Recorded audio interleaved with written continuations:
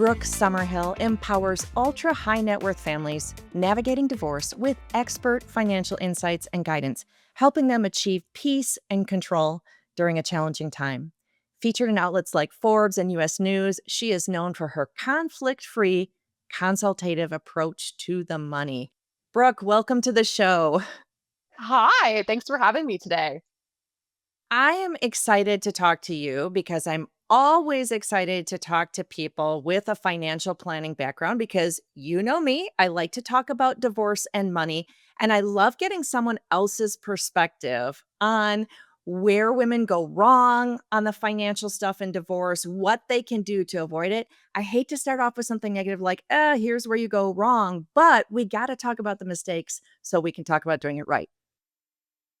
Let's get into it. Okay. And I'm such a positive person, but I agree, like, we need to go into the negative. So, I mean, if you are wanting the number one or top few things that women make mistakes on in divorce right at the beginning is not having the right information. And how can you combat that? Let's just go into it is listening to podcasts like yours. You're going to get better information. You don't know what you don't know. I hear that a lot. And it's true. Like, you're not supposed to be an expert in the finances in divorce. And if you don't have the right information, though, if you're asking the wrong people or you're just listening to your best friend who had her divorce 20 years ago and you're just trying to take that information and use it as your own, maybe that's not the best. That's a huge mistake in my mind. So, getting the right information is key to me. I'm 100% with you. I think the biggest place where women go wrong is not knowing facts, facts about their money, facts about what the law says in their state about different issues, facts about what their options might be, maybe some creative settlement options, things like that. I want to take a little step back, though, and ask you about the role that you play in a divorce with your clients. Are you working on settlements with them? Are you providing financial planning services? Are you preparing them for life after divorce? What are you doing with them? Such a good question. So, there's so many key players in divorce.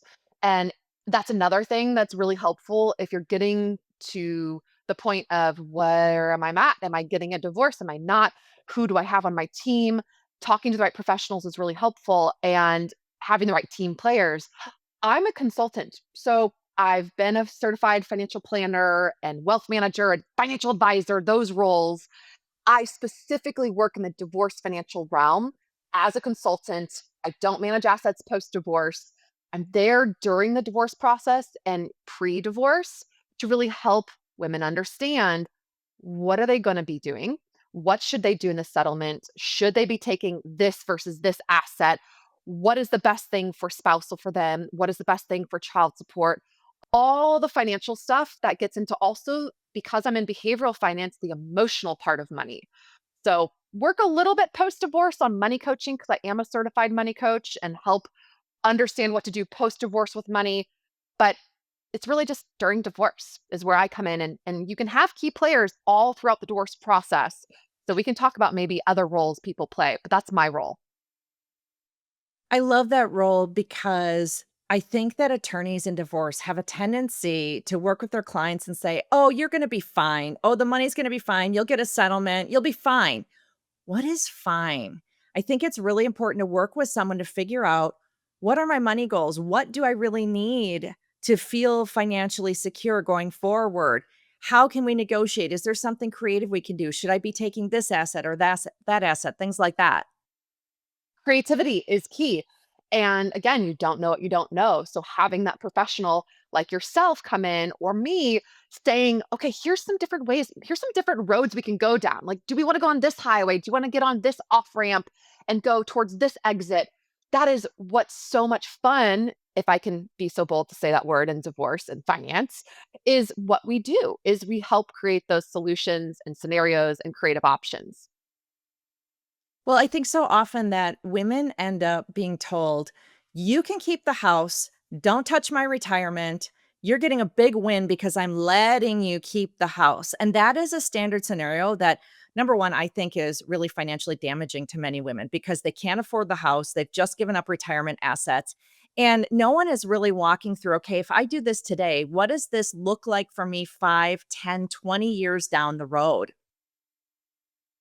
I have so many thoughts on this, and you are saying exactly what a lot of times we hear clients of all different age ranges, all different just generational gaps of knowledge of where are they coming within the divorce realm of financially, like, what do they know about the divorce? Do they even know they have retirement accounts?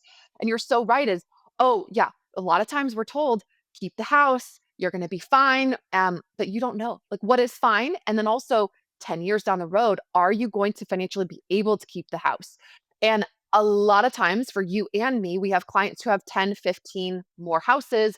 But even if you think, oh, you're going to get a settlement and it's a large amount of money, and yeah, you can keep all the houses, that might not actually be the best strategy. So it is not okay just to say, oh, it's fine, or let's not look into the future, or he's going to let you have something.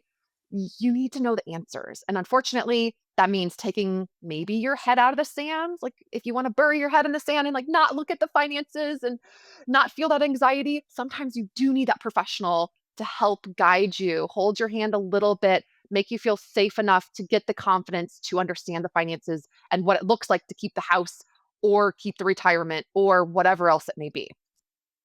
And whether you have a little money or a lot of money, it can be equally as intimidating, as anxiety inducing to try to figure out what are all the things that I need to think about. And I think that's where professionals really play a key role is you may not have thought about this issue or that issue. For example, if you keep the house and 5 years from now you decide you can't afford it anymore and you need to sell it, you might have tax consequences from selling that house and it's going to cost you.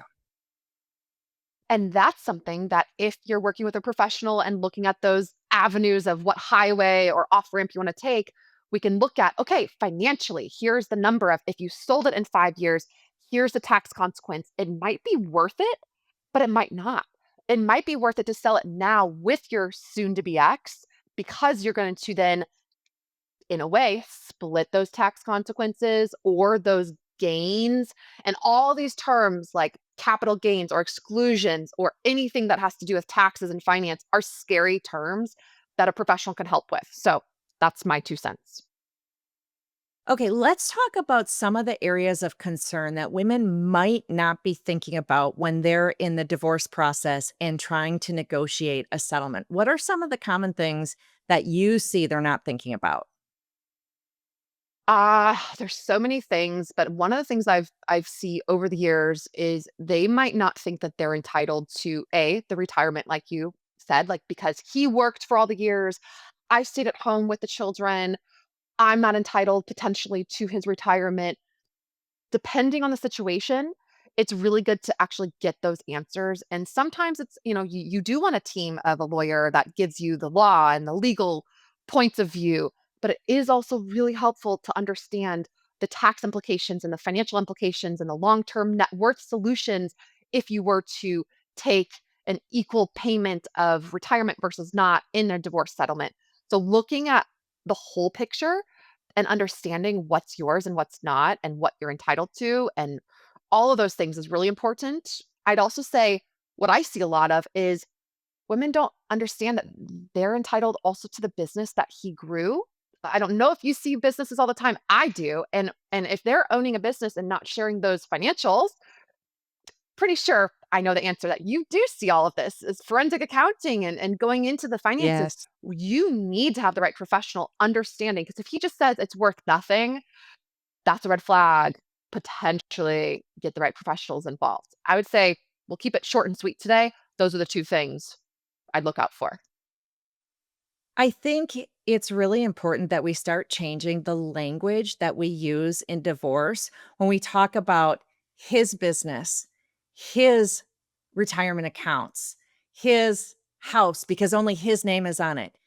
Now, if you have a prenup, that's a whole special scenario. But if you don't have a prenup, in most divorces, those are our assets, right? I mean, the state law looks at them in different ways. Certainly, you have to talk to your attorney about what's happening in your state.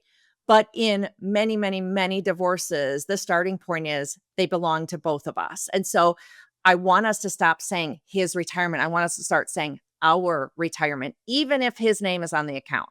Mhm. And I just did it. I made that mistake. I'm sure I just said like his business. So I even have that bias and I usually can point out, "Oh, hey, I have a bias of I would rather you as the client have a lump sum of cash in the divorce process rather than getting a payment stream of spousal support over the years because who knows if he'll actually pay in years to come." So I have a bias of wanting certain things for clients and I point those out. But that's one that, hey, I'm human, but thank you for pointing it out. Like it's not his business. If you guys were going through this transaction of, 20 years together and he started the business and you cared for the children and you cared for the household, that's your business too. So we do need to rephrase it. So can you start like a campaign across the divorce Right. industry, please? Well, the other one that I want to start talking about far and wide is when we are dividing the assets, let's stop saying he paid her. No, he did not pay her. We each took our share of the assets, right? You look at Jeff Bezos and people say he paid his ex wife. He did not pay his ex wife. They divided what belonged to both of them. Certainly, I don't know the details of their prenup, their divorce, etc. But reframing that language, I think would help a lot for women in divorce. Agreed. Completely agree. I have nothing to add there. That was like the sweet icing on the cake. One of the things that I think women aren't thinking about when they're getting divorced is what does that future lifestyle cost them? What kind of lifestyle you're going to live and how much is that going to cost them? Are you going to want to live at the same level of affluence as you did before? Are you going to want to cut back and live more simply? What is it going to take to fund that? Is that something you see as well? Absolutely. And again, we can talk about any any asset level.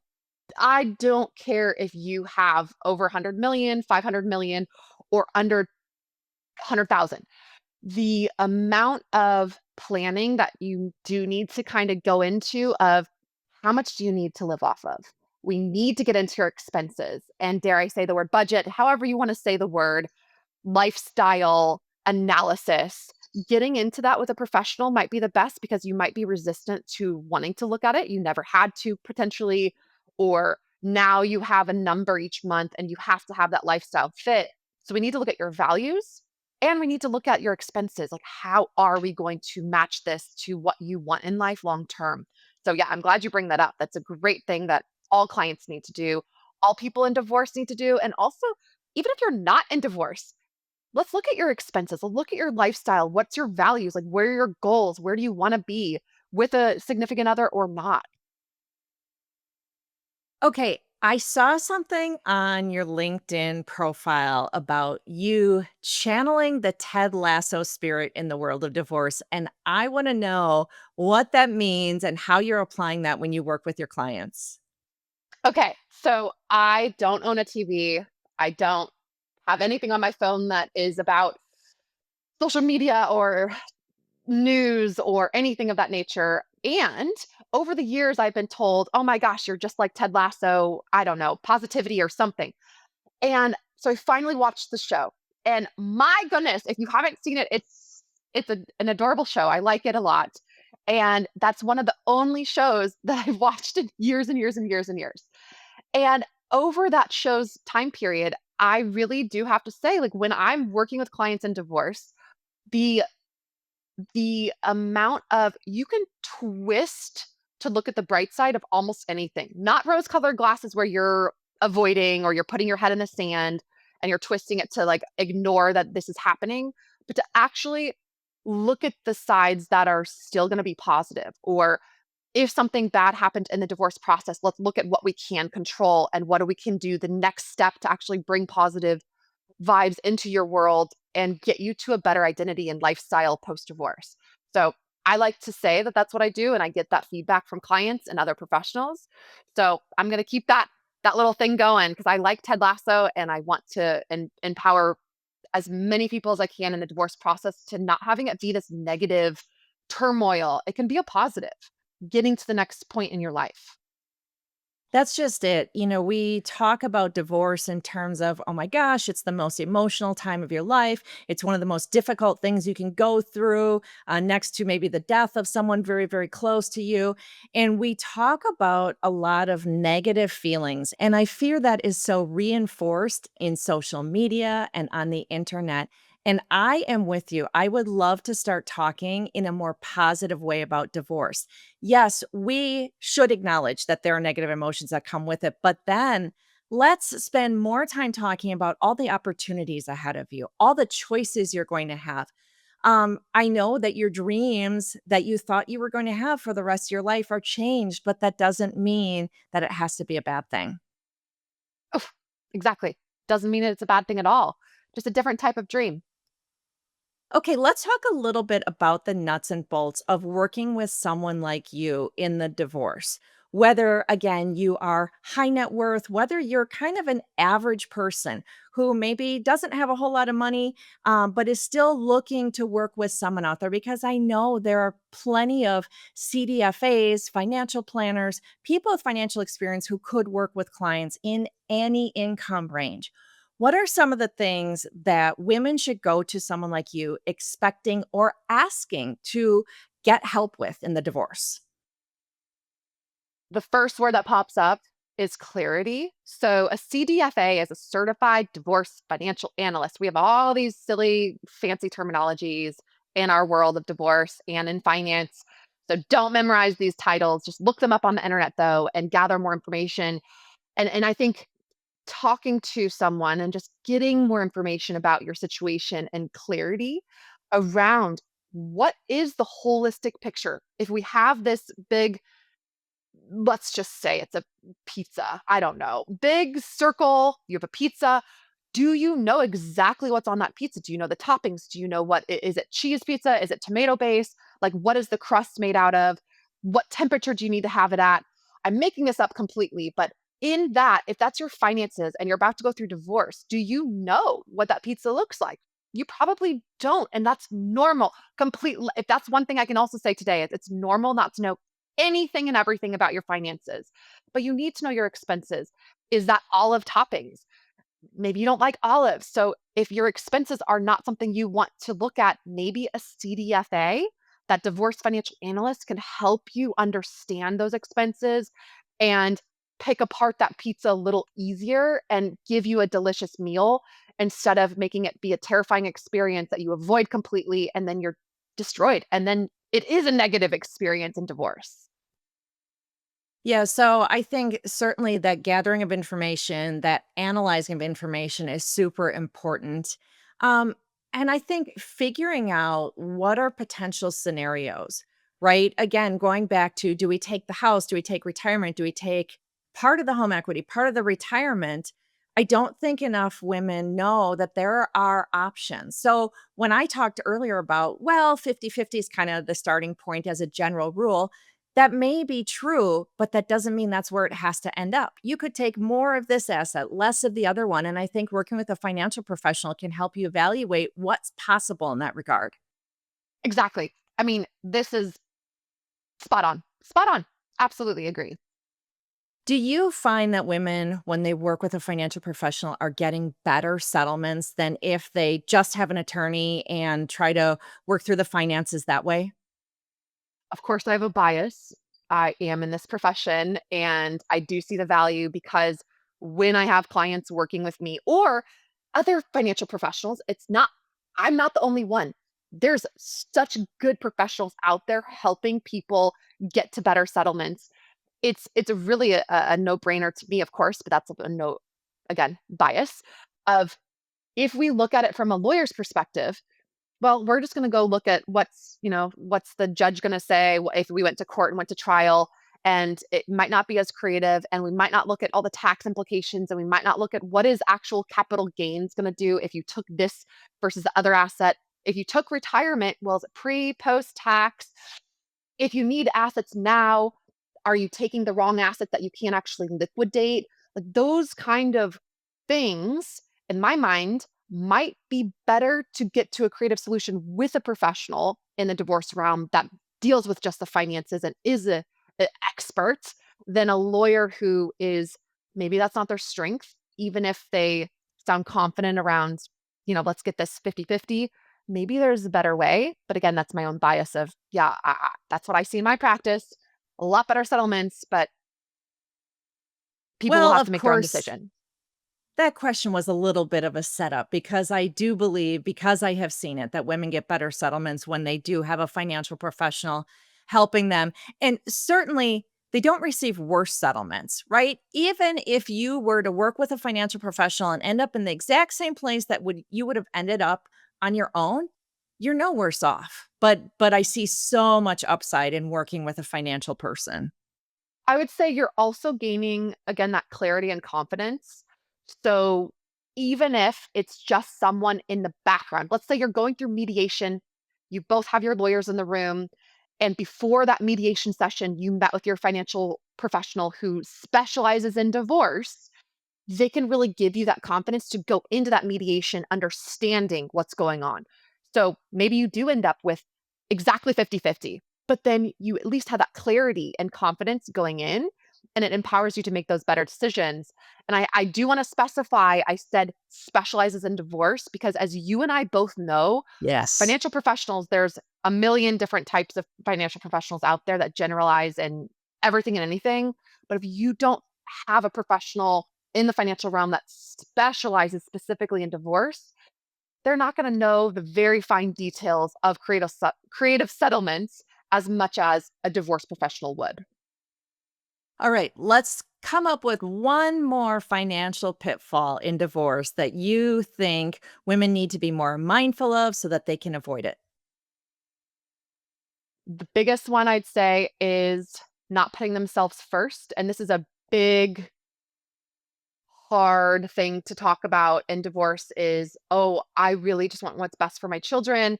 If he's going to pay for their college, then I'll take less than everything else. And that sometimes is not going to be their best choice because they're not looking out for themselves, but they probably should. So having that professional help make you think about yourself a little bit more and not be selfless is also a really good tactic. Yeah, I hear a lot of women saying, I don't want to take from him. I don't want to put him in financial jeopardy. I don't want to look greedy. Or, like you said, I want to make sure my kid's college is paid for. And he says he'll take care of that. I will tell you, when your kids are going to college 5, 10, 15 years from now, things change. And all of a sudden, those promises to cover college seem to go out the window more times than I care to talk about. Exactly. So making sure you are focused on getting the best settlement for yourself, you still can protect your children, but not listening to the promises that might be floating around from him about what he might do in the future for your family, and really understanding what you can get now and getting Yes. as much as you can now, lump sum, getting it all taken care of now instead of waiting. Um, that's another thing, but also just priority you. And that's really hard to say and wrap around in our brains.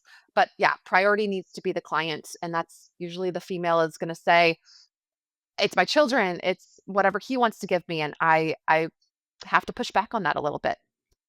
Right. I think one thing that we're not doing enough of with women is having them get money up front, get money now as much as you can because the the spousal support, the child support, these things change. Things happen like your ex dies. Your ex gets disabled and isn't able to work anymore. Your ex has a business that crashes and burns because of the economy.